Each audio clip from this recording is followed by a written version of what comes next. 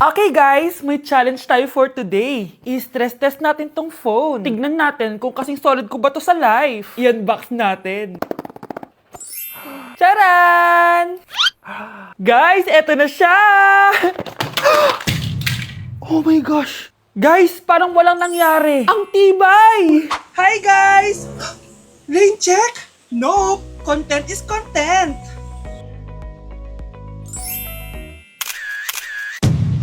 Ay! Naku, wait lang! Buhay pa ba to? Aba, walang gas-gas! Ay, corning curved glass nga pala to! Mas durog pa ako dito eh!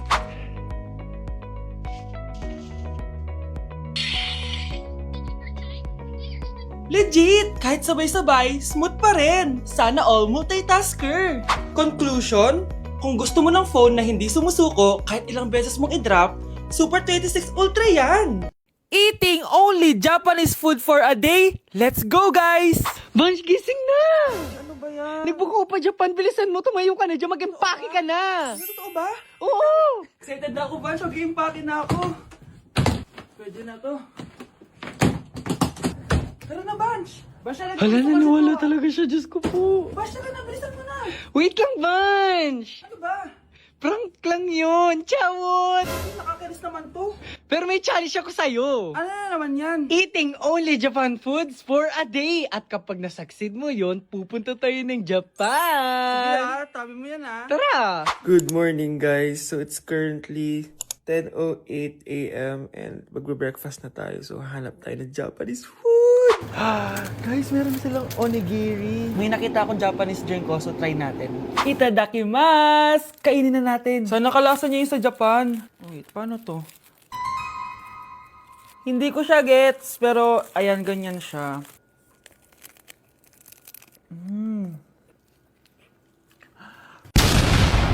Pasabog! Kainin naman natin to kasi ako nagpabili nito. Itong bulgagi. Sarap. Tignan nyo guys yung loob nyo, oh. Kakabakal ko sa Japanese food. Tuturuan ko kayo kung paano magbuo ng onigiri. First step is... Ito pa? Okay, last etong salmon mayo. Tingnan natin. Mas ba't yung beef? Subtle lang yung lasa niya. Hindi siya sobrang malasa gaya na ito. So, inom na tayo guys. Try natin itong Milku. Milku, deodorant. Miku guys. Lasa siya Yakult. Sarap! Totoo ba? So, yun lang naman sa breakfast natin. Excited na ako sa lunch and dinner kasi sa labas tayo kakain. It's lunchtime guys! And as usual, late na naman tayo magla-lunch. Ang kinikrave ko ngayon for lunch is ramen. So, tignan pa natin kung ano pa pwede natin orderin na Japanese food. Guys, di ko alam na may entrance exam pala dito. Di pa naman ako nag-review. Usually guys, minamax ko lahat to. Papamax ko sa kanya lahat, pati yung spice para may challenge. Tara! Guys, dumating na yung karaage. Oh my. Oh my God, ang sarap. Guys, nakikita nyo ba to? Kaya black yung kulay nito kasi squid ink daw yung ginamit dito. Weird siya pero masarap siya, gets. Sarap. So meron din siyang beef. Wow. Sobrang malasa siya, guys. Kung di pa kayo nakakatikim ng ramen, guys, ano pang ginagawa nyo? Bumili na kayo. Mukha lang siyang hindi nakakatakam pero masarap siya. Grabe, namimiss ko na yung Japan kasi palagi kami nag-ramen dun eh. Craving satisfied naman ako and excited na ako sa dinner guys. So next stop, dinner naman. So let's go! It's dinner time guys! Medyo busog pa ako pero kaya natin to. So tara, pasok na tayo and mag-order na tayo ng Japanese food. Let's go! Itadakimasu! Favorite namin to ni Haneban. Sobrang sarap nito guys. Sushi siya na may malaking salmon. Tas ang sarap, promise. Sausaw natin sa sauce. Bigyan mo ako ng best reaction mo. Nag-order din kami ng California Maki. Nag-order din ako ng yakiniku doon. Ayan ang tsura niya. Sarap niya, oh. Guys, tignan niyo.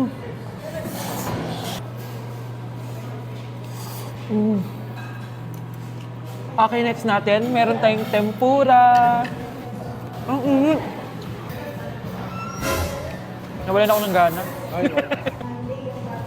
Hindi ko alam kung mahal siya, pero 400 plus to. Itong dalawang stick lang na to. And authentic Wagyu daw to.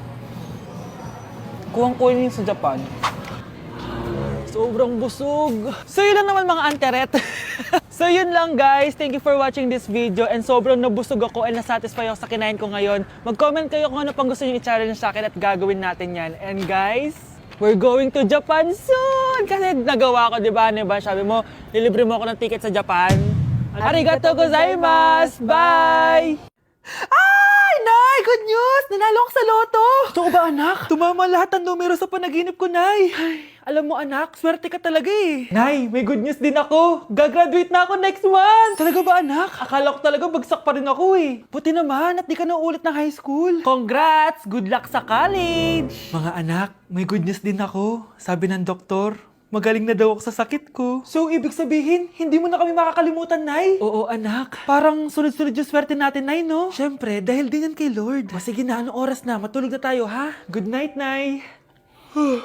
Grabe, ang kalat naman. O anak, ba't kising ka pa? Nay, sobrang kalat kasi dito sa bahay. Naglinis lang ako. Anak, tigil mo yan! Masama yan! Ha? Bakit? Masama na ba maglinis, Nay? Hindi mo ba alam yung pamahiin na bawal magwalis sa gabi? Kasi pag nagwalis ka, parang tinataboy mo daw yung swerte palabas ng bahay. Ako, Nay, 2025 na, naniniwala ka pa rin sa pamahiin? Tumatanda ka na talaga. Ay, hindi ko alam, anak. Takot lang ako na malasin ulit tayo. Sige na, Nay, itulog mo na yan. Malapit na ako matapos dito. Matulog ka na rin, ha? Nasaan na yun? Hindi pwede mawala yun! Anak, ano nangyayari? Umagang-umaga sumisigaw ka. Nay, nawawala yung lotto ticket natin. Hindi natin makiklaim yung pera. Ha? Sige anak, tutulungan kita maghanap, ha? Ay, baka nandito lang yung banda. Anak, ba't ka umiiyak? Ayoko na.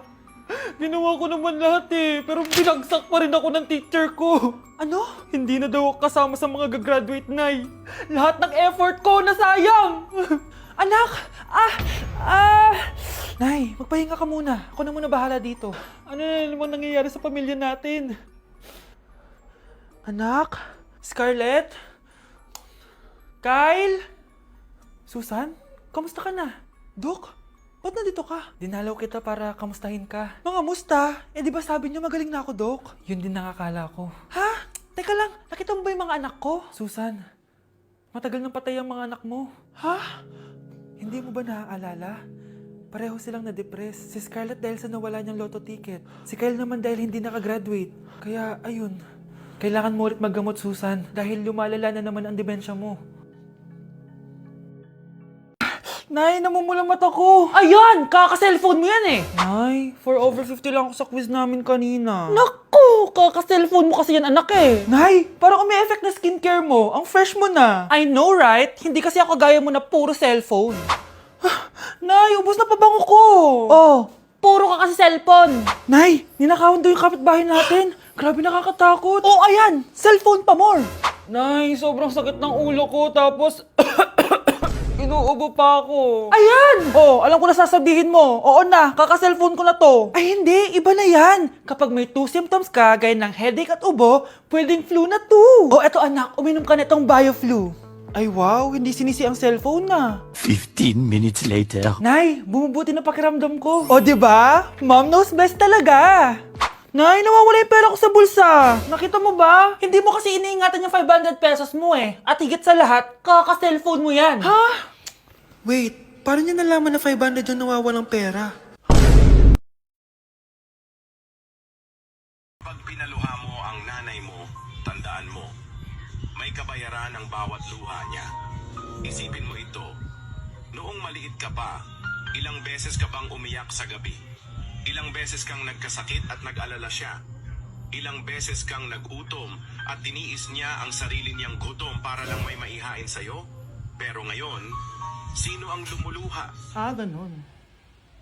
Pag sumagot ang bata, bastos agad? Hindi ba pwedeng nagpapaliwanag lang? Hindi ba natin kaya makinig? Lalo na kung ang bata, maayos naman ang pananalita, hindi naman mataas ang boses, hindi naman bastos pag nagpapaliwanag. Ang iba kasi sa atin, hindi naman nila lahat talagang ayaw makinig. Pag nagpapaliwanag ng bata, sure na tayo. Good morning, class! Good mood si ma'am ngayon na. Sana good mood lang siya gang mamaya. Bago tayo mag-start, mag-pray muna tayo, okay? Sino gusto mag-lead? Di ako marunong niyan, ikaw na lang. Lalo na ako, di nga ako sumisimba eh. Wala. Pag walang pumunta sa harap, lahat kayo i-absent ko! Bes, ikaw na lang. Mama ko na lang po. Madali naman pala kayo kausap eh. Okay, class. So, dito na nagtatapos sa lesson natin. Oh, May 1 oras pa pala tayo eh. Sige na, i-dismiss ko na kayo. Yes! Be, tara gala tayo. Tara be, buti na lang talaga dinismiss tayo agad. Aba, excited? Uwing-uwi? Ayaw niyo siguro sa subject ko, no? Maghihintay kayo hanggang 4 p.m. dito! Walang uuwi! Grabe naman yung mood swing ni ma'am. Nakakainis. I love you too. Okay, class. Dahil good mood ako today, hindi tuloy ang quiz at lesson natin. Ay, salamat. Magagawa ko na yung assignment ko sa math. Bes, pakopya naman ako niyan. Aba! Sino nagsabi sa inyo na pwede kayo gumawa ng assignment sa ibang subject, ha?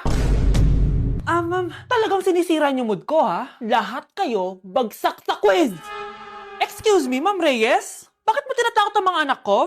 Ma'am, hindi sila matututo kung hindi ko sila tatakutin. Hindi mo kailangan takutin ng mga bata. Kausapin mo sila na maayos. Tama. Tayo ang pangalawa nilang magulang. Dapat maging safe sila sa atin. Gusto mo bang maalala ka nila sa mga pananakot mo? Facts, ma'am. Umayos ka na, ha? Kung ayaw mong isumbong kita sa principal. Deserve.